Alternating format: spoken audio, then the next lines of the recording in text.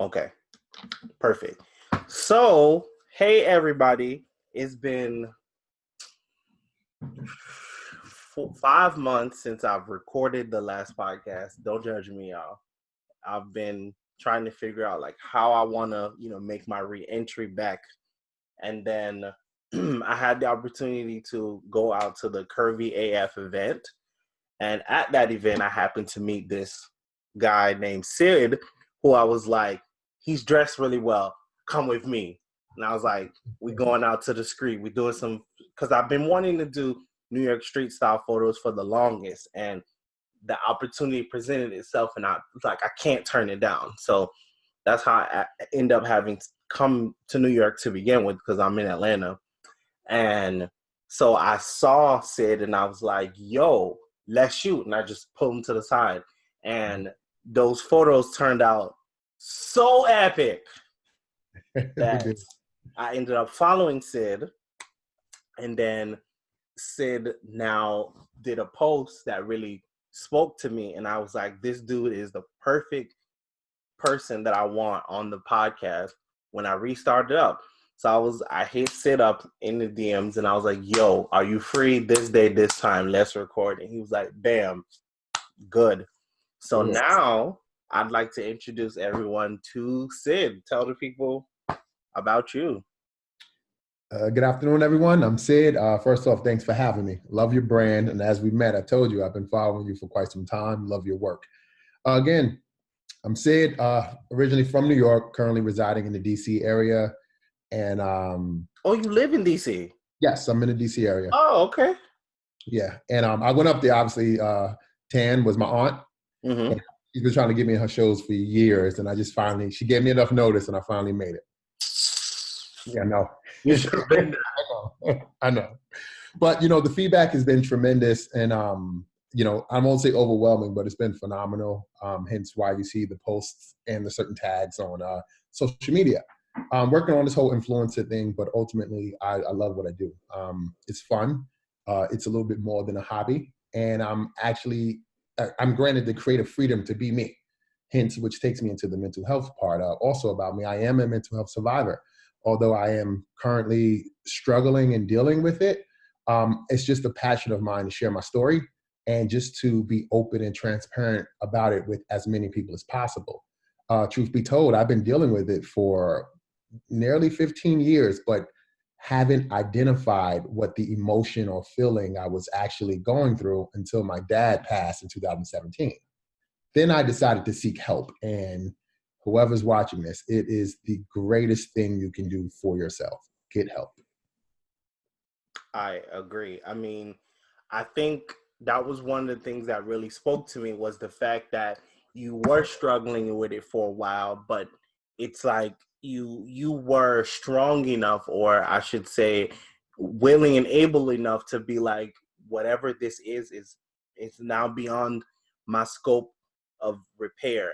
I need to seek some outside guidance to help me help myself in a way.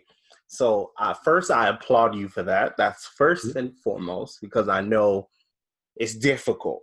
Yes. Even to say the words out loud, like not even to anybody else, but even to say it out loud to yourself, like in a room where you can hear it outside of your brain, like, I need help. That shit is all just like, So I applaud you for that.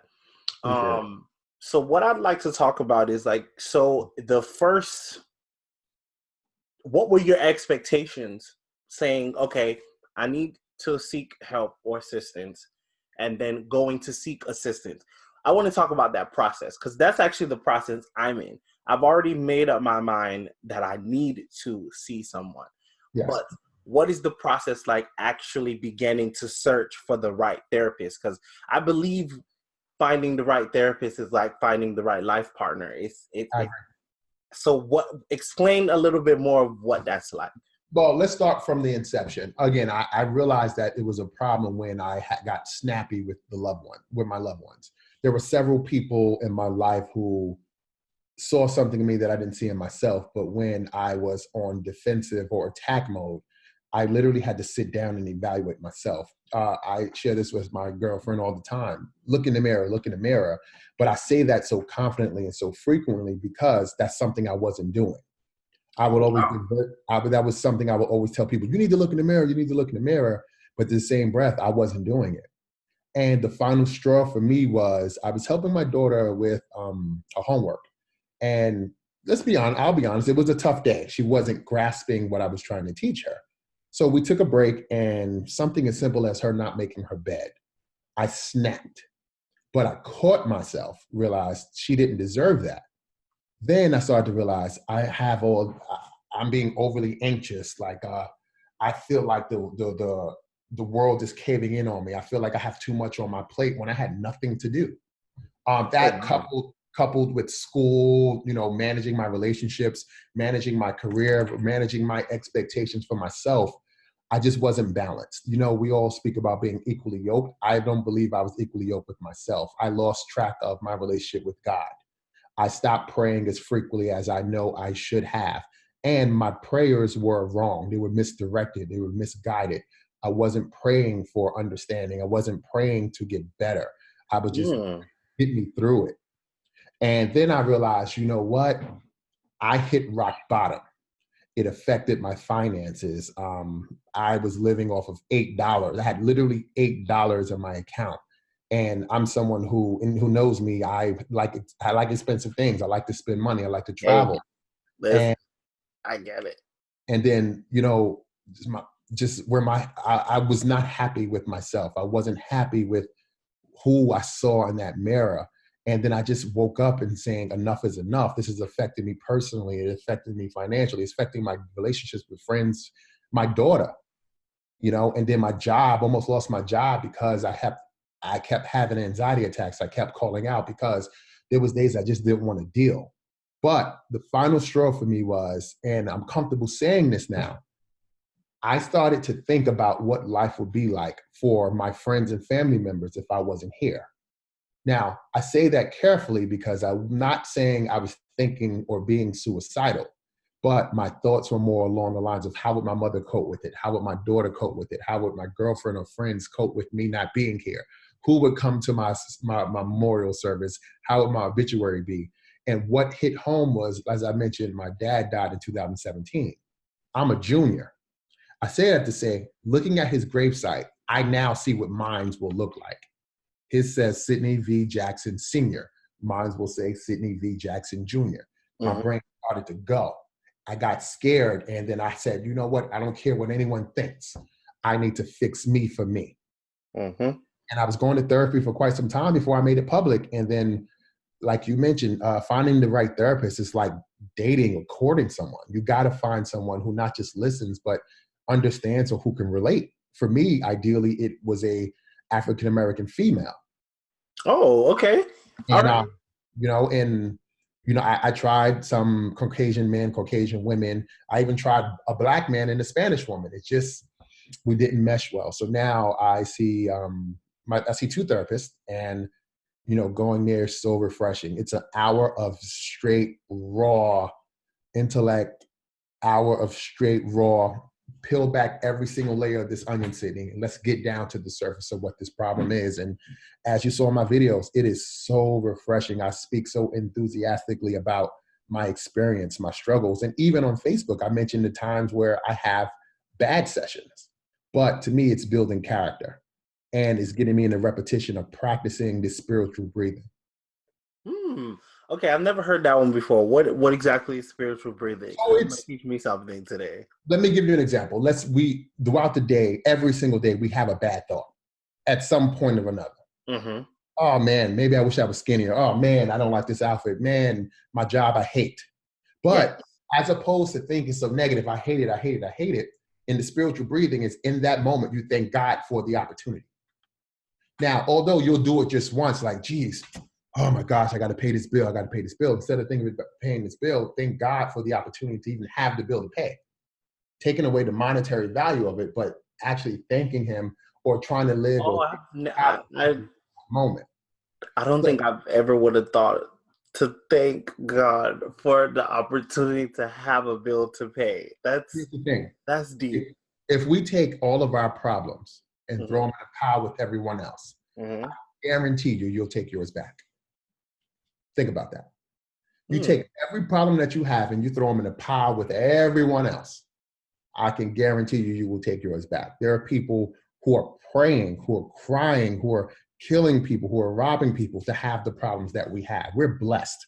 It's just a matter of understanding what God has blessed us with, or understanding what our callings are.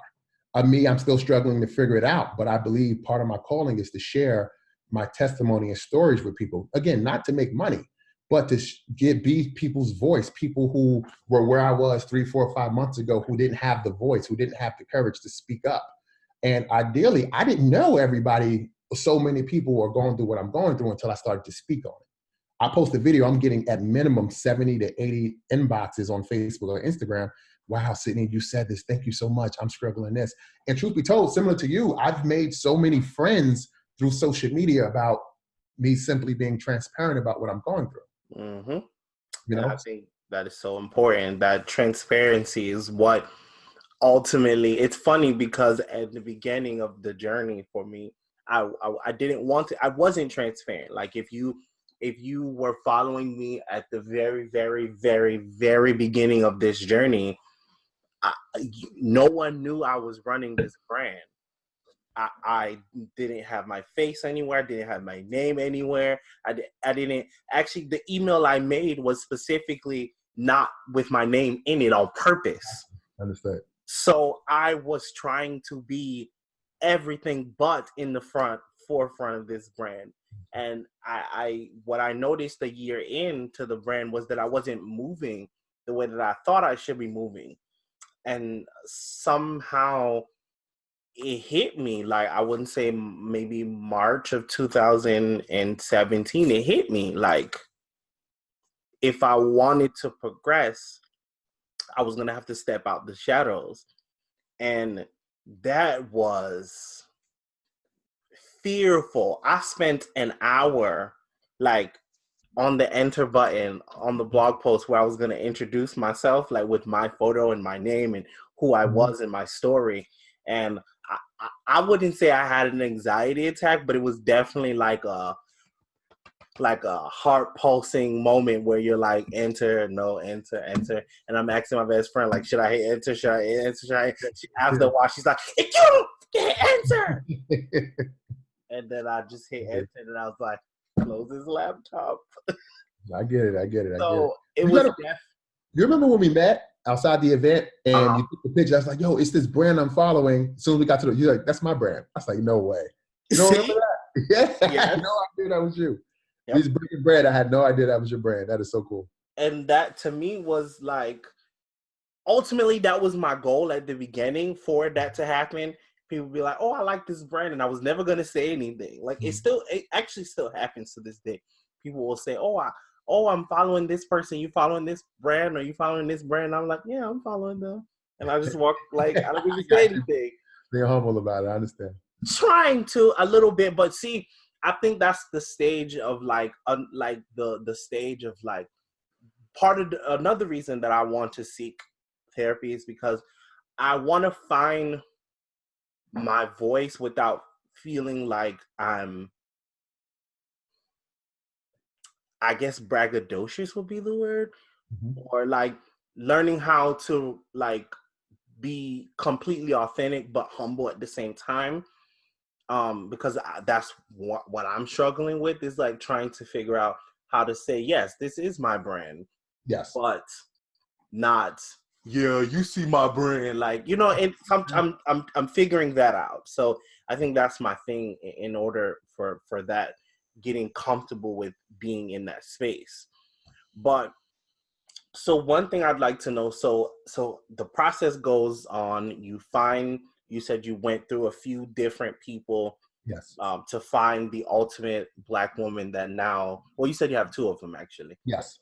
So one is the therapist. The other one is more with the clinical aspect of it in terms of the referral and getting your meds. Oh, so okay. I can confidently and honestly say, yes, I am on antidepressants and things for my anxiety.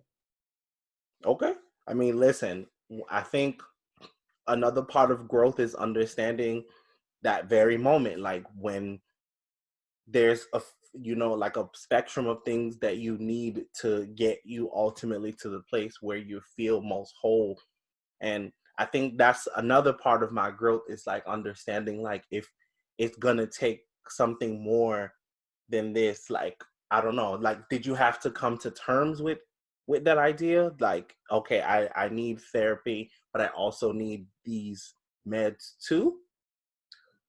The meds for me was more of a trial and error. I've never been a fan of taking meds. Little history about me is my mother and my father battled with substance abuse. So something as simple as smoking weed, I've tried that one time in my life prior to last year. And the actual day was May 3rd, 2003. That's how I know it, because it was Wow, so that's like traumatic. specific. First and only time out, again, before 2018. But I say that it's because I wasn't for meds. I figured, I can just deal with it. And that's what my problem was. I just was raised to survive, not live. Not So thrive. taking meds ain't something we talk about in my community, within my village, through which raised me. That's not something we did. So part of owning my own, my being comfortable in being comfortable in my own skin and owning my truth, I tried it, and it helped. It kept me easy. I wasn't high, etc., but I realized that my moods change. I'm getting better sleep. I'm taking better care of my just overall well-being. My concentration has increased, and my relationship with my child, my family, and with Christ improved. I got back on track. So going through this for quite some time, over a year, it's like I'm easing myself off the meds, but dealing more with a daily regimen, from conversation, speaking life into myself, or my partner helping me get things in order, from as simple as, are you okay? And ultimately, I got tired of being the strong friend. I just got tired of it. That is that is that is that is literally, yep, that's it right there. Yep. When they say check on your strong friends, Yeah. that always sits with me, because I'm always the strong friend, and I'm like, I need help. I ain't got it. I ain't got all the answers. 2019. I just don't. That's it. And then just having that village, your adult village, who hold you accountable. I've had these intimate and very transparent conversations with people about, look, I know y'all don't call me for this, y'all don't call me for that, because I'm the one that's calling y'all, but I need y'all to check on me. Why? Because yeah, Instagram might be popping, Facebook might be popping, but I'm struggling. I'm going through a storm. Like I posted that some time ago. Like as a society, we're just so programmed to have this mentality, oh, if you're not checking for me, I ain't checking for you. Yep. But at the same time, you have no idea what storm your strong friend is weathering.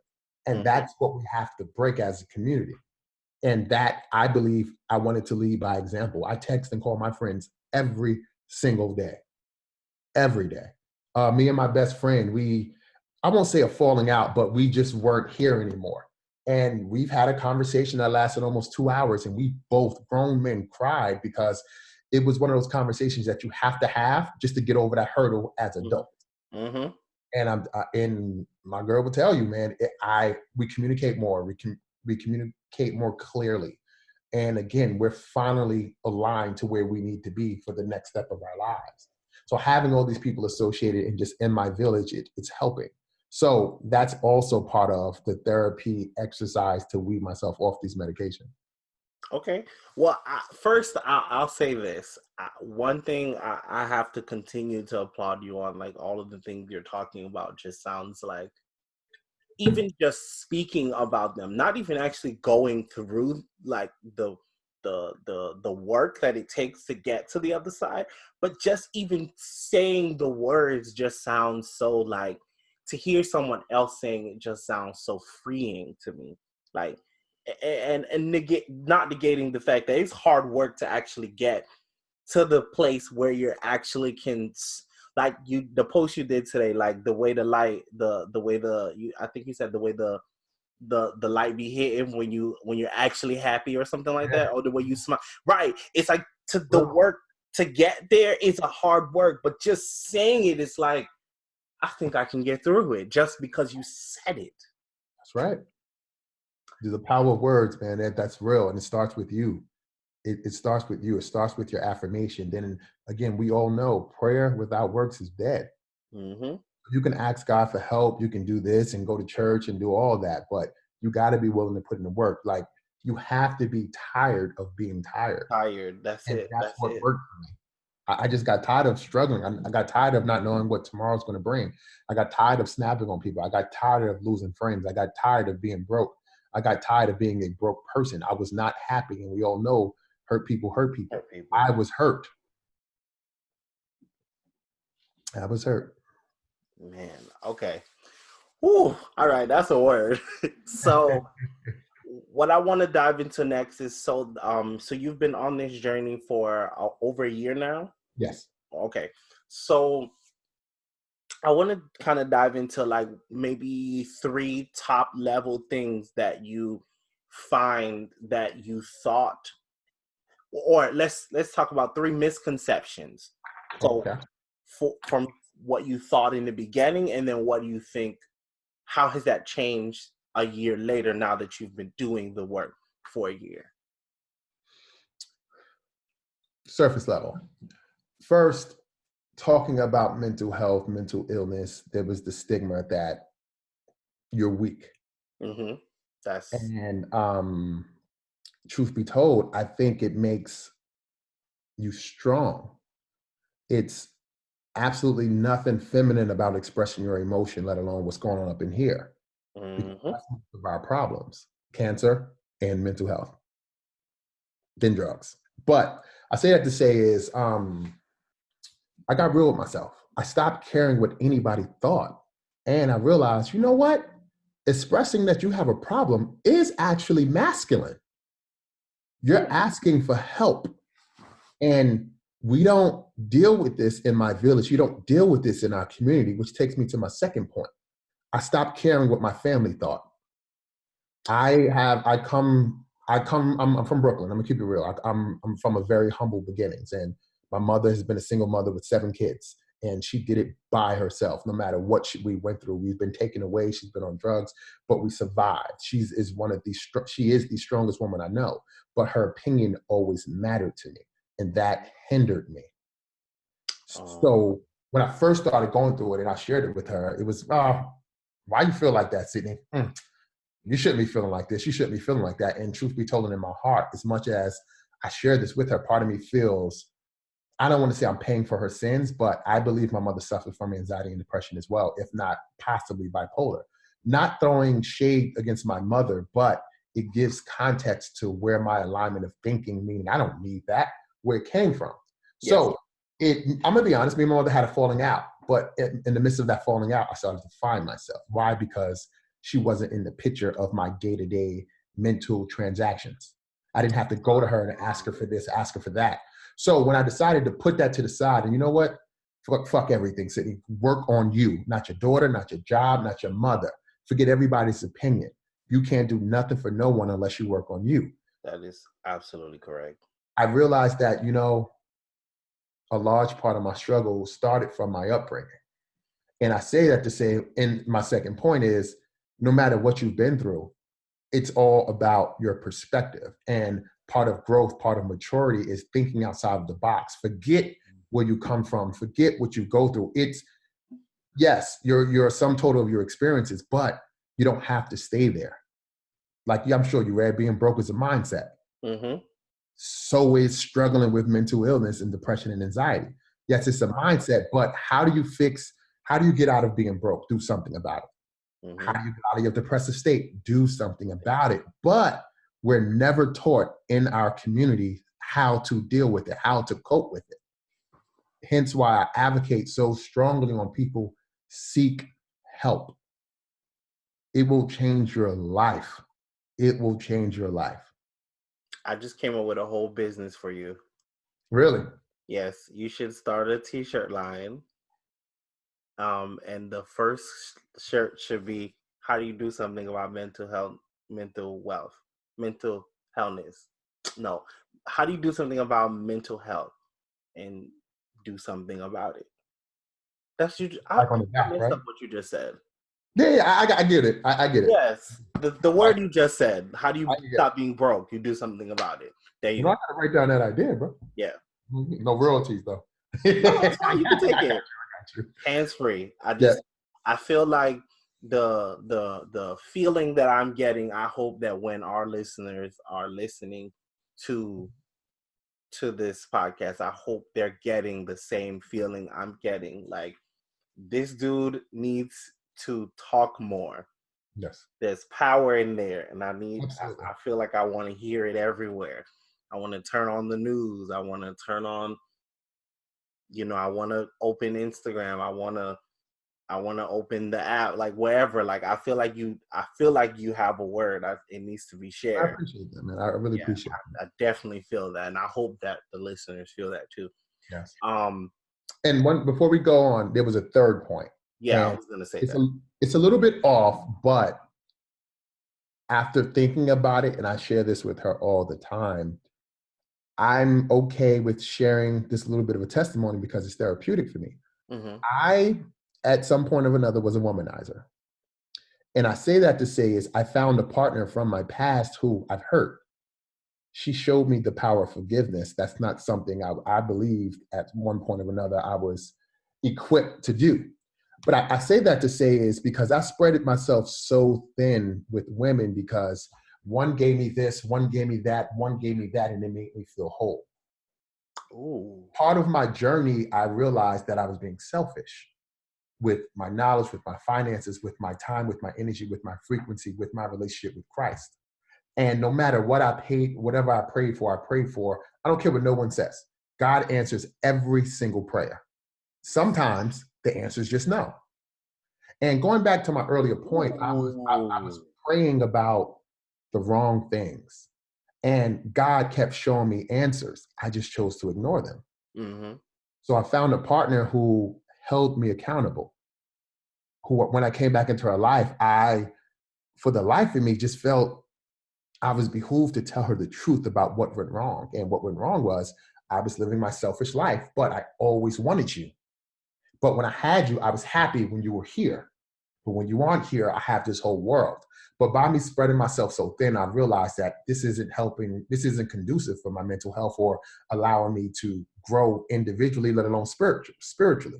Mm-hmm. He came in back into my life at a time where I needed accountability, I needed the companionship, and I needed someone who knew me without starting over with, oh, what's your favorite color? What do you like to do? What fraternity you're in? Ah, You that's the know? worst. And honestly, not to put her business out there, but she struggles with some of the same symptoms, and I had no idea. So as we're bouncing each other ideas off of one another, and then I started to realize, you know what? She understands it. She gets it. So now our entire relationship is a judgment-free zone. That's good. That sounds. And the great thing about it is I'm getting everything I need from one person. That's where I made my mistake. So for your third point is I found an accountability partner. That is goals. Absolutely. The accountability partner is the goals. I think that's definitely something important because, being human, every once in a while you have a tendency to, like a bike chain, you fall off a little bit, and having an accountability partner, really helps you. Like, oh, the chain is slipping. Oh, the chain is slipping. Like, the chain is slipping. So it's very important to have that accountability partner. I like that is above. It's like right under a therapist to me, because I you agree. know you learn the steps. I'm pretty sure that you like for day-to-day management of emotions, but then having someone that's in real time, like adjusting, tweaking, helping you like see things like that you just don't see, is so important. I So agree, buddy. so Totally important. agree. So I think those three steps are really helpful, to say the least. Um, I think I'd like to wrap it up by then asking you one final question. So, to the person like me who, by I'll say divine intervention, I don't even know what the word to use, but I believe everything happens for a reason. So to the person listening to this who feel like they're struggling in some way, some form or fashion, how would you how would you what is one thing you want people to take away from your journey of this year-long journey you've been on of self-discovery? What's one thing you'd say, I feel like no matter what, this is what you should take away? It's two things. First, seek help. It will change your life. But I say that because that's easier said than done. The second point, and most Yes. important, I'm going to be very candid. Fuck what anybody got to say. Fuck how people see you. Fuck what people think. Mm-hmm. That was my biggest problem, from my relationships to friends to my mother. I had to own my own shit. I had to look in the mirror. But as you may have heard, what they eat won't make you shit. Not at all. Take accountability for your own life. And it starts by choosing to want better for yourself. And I can assure you, once you forget what anybody says, what anybody thinks, your life, that's step one. Your life is already headed in the right direction.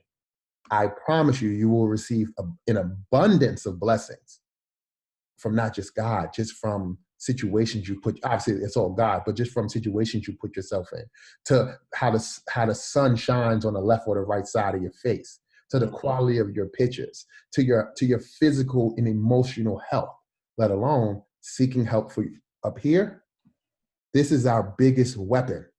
We just have to understand how to utilize it, even when things from the outside affects us. And if anyone's going to take anything from that, those are the jewels I would love to leave you with. Well, I think that's a 62 karat diamond jewel. Be one of those too, brother. Yeah. Yes. That's a big jewel. Well, first, like I said, I want to thank you for being super transparent. I feel like that was another one of my struggles, about how transparent to be on this journey. Because I've had my own struggles with like manhood and like how do I express myself in a way. I already feel like not now, but I always felt like I lived in a world where people always was making some sort of critique about the man I was supposed to be. So I was already struggling with that. And then on top of that, like, okay, so you already are perceived in this manner, and then to go to then talk about something else that is perceived to be quote unquote not masculine. It's like a double pressure on it. And so I want to thank you for that, being that transparent. But I also want to thank you for coming on my Anytime, podcast. brother. I'm super excited about this episode because in all my other, that's another thing, like that was nothing. Actually, this podcast, interviewing you helped me realize today what it was I was struggling with for 5 months.